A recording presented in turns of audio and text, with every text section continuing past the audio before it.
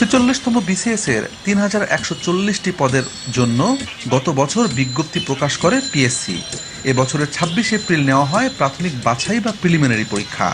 200 নম্বরের ওই পরীক্ষায় প্রার্থী ছিলেন প্রায় 3.5 লাখ। 9 মে প্রকাশিত ফলাফলে দেখা যায় তীব্র প্রতিযোগিতাপূর্ণ এই প্রাথমিক বাছাইয়ে পাশ করেছেন 10,638 জন, যা মোট প্রার্থীর মাত্র 3%। তবে অনুসন্ধান বলছে এই 3%-এর সকলেই মেধার পরিচয় দিয়ে নয়, কেউ কেউ অনৈতিক পন্থাও বেছে নিয়েছিলেন। এমনই কিছু প্রার্থীর প্রবেশপত্র এসে পৌঁছেছে আমাদের হাতে। কিভাবে তারা এই জালিয়াতি করেছেন তা খতিয়ে দেখার আগে নজর দিতে হবে 46তম বিসিএস প্রিলিমিনারি পরীক্ষার ফলাফলের প্রজ্ঞাপনে। মেলাতে হবে রেজিস্ট্রেশন নাম্বার। আমাদের হাতে থাকা 8টি প্রবেশপত্রের সবাই চান্স পেয়েছেন।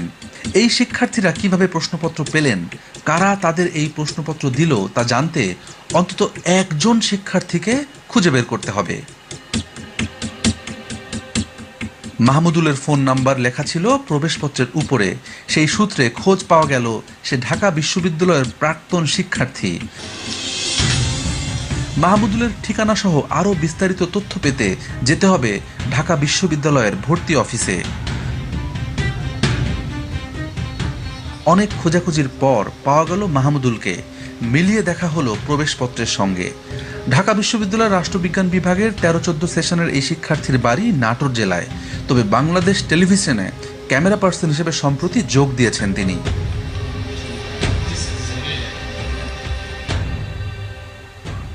শুরুতে ক্যামেরায় মুখ দেখাতে না চাইলেও এক পর্যায়ে কথা বলতে রাজি হলেন তিনি। জানালেন 46তম বিসিএস প্রিলি পরীক্ষার আগের রাতের বিস্তারিত। 46 বিসিএসের প্রশ্ন সাজুদুল ইসলাম সাজু আমাকে মোহাম্মদপুরে পাঠালো। মোহাম্মদপুর থেকে আমাকে একটা বাসায় নিয়ে গেল। বাসায় নিয়ে যাওয়ার পরে ওখানে আমাকে সকালের দিকে 200 মার্কের এমসিকিউ দিল। ওইটা আমি পড়লাম। পড়ার পরে হলে গিয়ে দেখি কমন পড়ছে। আচ্ছা, কত টাকা পিলিতে কত টাকা কন্ট্যাক্ট হলো? 1 লাখ টাকা নিয়েছে। এই সাজুই হলেন পিএসসির কর্মচারী সাজেদুল ইসলাম, যার মাধ্যমে মাহমুদুলের মতো অনেকেই পরীক্ষার আগের রাতে প্রশ্ন পেয়েছেন। মাহমুদুলের বক্তব্যের সূত্র ধরে খুঁজে বের করি আরেক শিক্ষার্থী রুবেলকে। ঘটনার আকস্মিকতায় হতভম্ব রুবেল নিজের পরিচয় গোপন রাখতে বারবার অনুরোধ করছিলেন। স্যার, আপনি আমার এলাকার স্যার, ভিডিওটা করেন না স্যার। আপনি আমার এলাকার আমি স্যার আমার এরকম কোনো কিছু স্যার ভিডিও করেন না স্যার, আমার সব করেন স্যার। কিন্তু আমরা ওই রাতের বিস্তারিত তার মুখেই জানতে চাই। মাহমুদুল ভাইয়ের মাধ্যমে ওইখান থেকে আমাকে নিয়ে গেছে আইডিবির সামনে। তো আইডিবির থেকে ওরা আবার গাড়িতে করে মোহাম্মদপুর নিয়ে গেছে।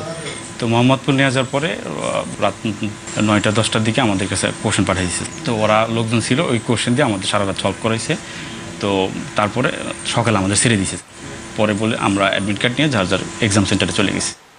পরে আমরা পরীক্ষার হলে ওই অ্যারাউন্ড 160-র মতো কোশ্চেন কমন পাইছি বিসিএস স্যার। তার মানে সবগুলো সেটের প্রশ্নই পড়ানো হয়েছিল শিক্ষার্থীদের, যাতে যে কোনো সেট থেকে প্রশ্ন এলে উত্তর দিতে পারেন তারা। কতগুলো কোশ্চেন পড়াইলো? 1000 প্লাস স্যার, 1100-1200 মতো স্যার। সব যত যেগুলো সেট হয় সব সেটই পড়াইছে স্যার? ওইখানে সেটমেন্ট কিছু লেখা ছিল না স্যার। আচ্ছা, কি হাতে লেখা ছিল না? প্রিন্ট করাই ছিল, বাট ওইখানেও জাস্ট খালি কোশ্চেনগুলো ছিল, আর কোনো কিছু ছিল না। আমার সাথে 2 লাখ টাকা কন্ট্রাক্ট হয়েছিল, পরে আমাকে নিয়ে গেছিল। আমার ওই রুমে স্যার 8-9 জন স্যার। ওই বাসায় কতজন? ওই বাসায় স্যার 100 জনের মতো স্যার। চুক্তিবদ্ধ শিক্ষার্থীদের প্রশ্ন পড়ানোর একটি গোপন বুথেই খোঁজ মিলল শতাধিক শিক্ষার্থীর। সে রাতে এমন কত বুথ স্থাপন করেছিল চক্রটি, তার সঠিক সংখ্যা আমাদের অজানা। মাহমুদুল ও রুবেলের মতো আরও 6 শিক্ষার্থীর নাম পরিচয় নিশ্চিত হয়েছে টিম সার্চলাইট, যারা প্রশ্ন পেয়েছিলেন। শুধু কি প্রিলির প্রশ্নই ফাঁস হয়? প্রিলিমিনারির 4 সেট তারা পাইতো, লিখিতরও 4 সেটই তারা পাইতো।